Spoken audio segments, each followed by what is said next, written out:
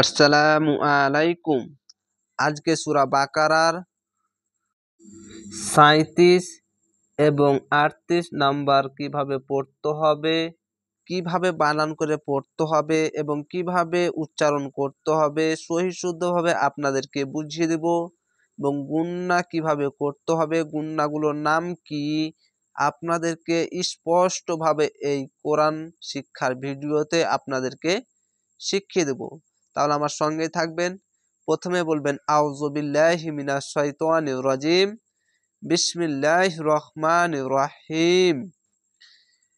ফা যাবার ফা, তা যাবার তা, ফাতা, লাম কফ যাবার লক, ফাতা লক, কাফ খাড়া যাবার কা, ফাতা লক ক।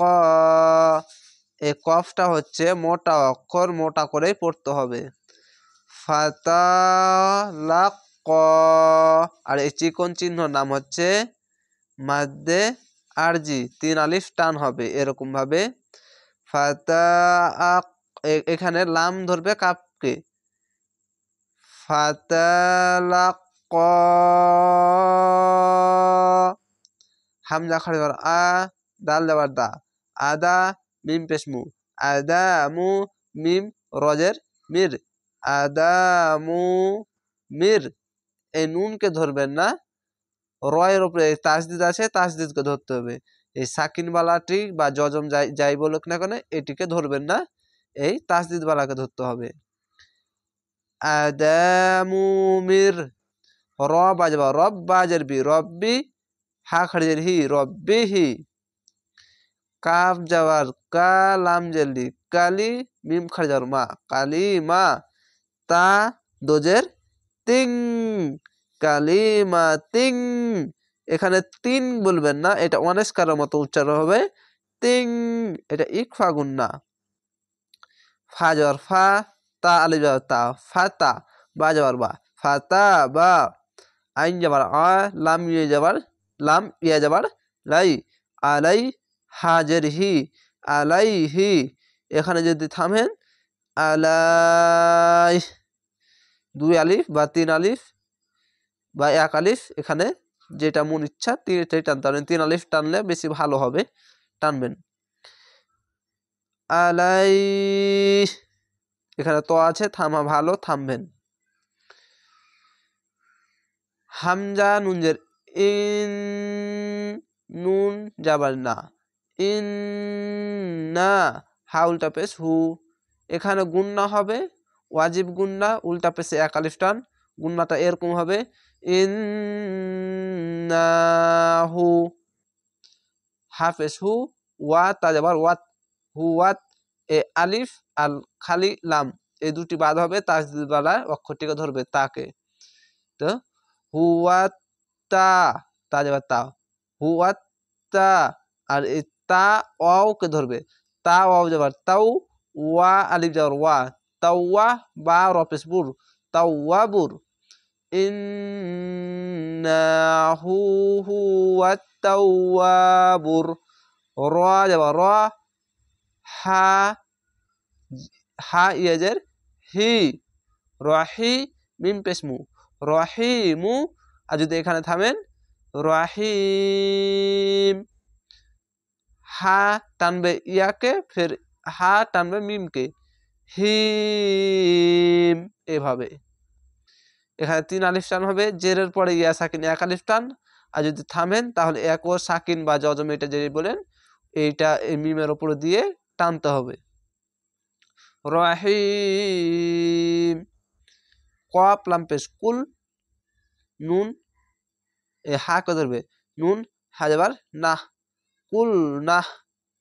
বাজের বি, ত পেশ তু, বিতু। মিম নুনজের মিন, হা আলি যাওয়ার হা, মিন হা। জিম যাবার যা, মিম ইজের মি, জামি। আইন দো যাবার আন, জামি আন। এখানে যদি থামেন তাহলে একটি জাবারকে বাদ দিয়ে জামি আ, আইন আলিফ যাবার আ এরকম হবে, একটি যাবার বাদ হবে জামি আ। এখানে ইকফা গুন্না আছে, কালার দেওয়া আছে দেখেন ইকফা গুন্না। তো এখানে জিম আছে, এখানে থামা ভালো, তো থামবেন। জামিয়া এক আলিফ টেনে হবে, যাবার পরে খালি আলিফ এক আলিফ টানতে হবে শেষের দিকেও। ফা যাবার ফা, ফা যাবার ফা, হামজা মিম জের ইম, ফা ইম, মিম আলিফ যাবার মা, ফা ইম মা, এখানে গুন্না হবে। এটা হচ্ছে ওয়াজিব গুন্না, গুন্না হবে, গুন্না টানবেন। ফা ইম মা, ইয়া হামজা যাবার ইয়া, তা এখানে তাজের তি, ইয়া তি, ইয়া নুন যাবার ইয়ান, ইয়া তি ইয়ান, নুন যাবার না, কাপ মিম পেশ কুম, ইয়া এই হামজার উপরে এই জজম যদি থাকে বা তাজদিদ তাহলে ঝুঁক মেরে পড়তে হবে। ইয়া তি ইয়াম, এখানে নুনকে ধরবে, ইয়ান্না কুম, এটা হচ্ছে ওয়াজিব গুন্না। এটা হচ্ছে ঈদগামে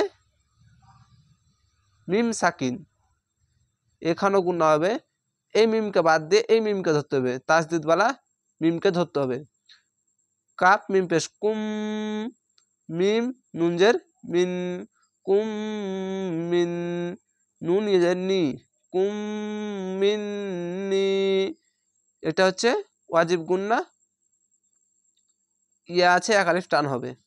হাফেজ হু, দাল দো যাবার দাং, হুদাং, এটাই হুদাং অনিষ্কারের মতো, এই কালারটা দেখতে পাচ্ছেন, এটা হচ্ছে ইকফা গুন্না, অনিষ্কারের মতো উচ্চারণ হবে। হুদাং, ফা যাবার ফা, মিম নুন যাবার মাং, ফা মাং, এখানেও ইকফা গুন্না। তা যাবার তা, বাজের বি তাবি, আইন যাবার আ তাবি আ। হাফেজ হু, দাল আলিফ যাবার দা, হুদা, ইয়া যাবার ইয়া, হুদা ইয়া। ফা যাবার ফা, লাম আলিফ যাবার লা, ফালা। খ অপেশ, এখানে খ ওয়াও যাবার খৌ, ফা দোপেশ ফুন, খৌ ফুন। আইন যাবার আ, লাম ইয়ে যাবার লাই, আলাই, হা মিম জের হিম, আলাই হিম। ওয়া যাবার ওয়া, লাম আলিফ যাবার লা, ওয়ালা। হা মিম পেশ হুম, ওয়ালা হুম। ইয়া হা যাবার ইয়াহ, জা যাবার যা, ইয়াহ জা, নুন অপেশ নু, ইয়াহ জা নু, নুন যাবার না, ইয়াহ জা নু না। এখানে না উচ্চারণ হচ্ছে, যদি এখানে থামেন তাহলে পেশের পরে ওয়াও সাকিন এক আলিফ টান, আর এখানেও এই সাকিনটাকে বা জজমটাকে এর উপরে দিয়ে তিন আলিফ টানতে হবে। এরকম ভাবে হুম ইয়াহজাউ, এখানে উ নয় নুন, ইয়াহজানুন, এভাবে টানতে হবে।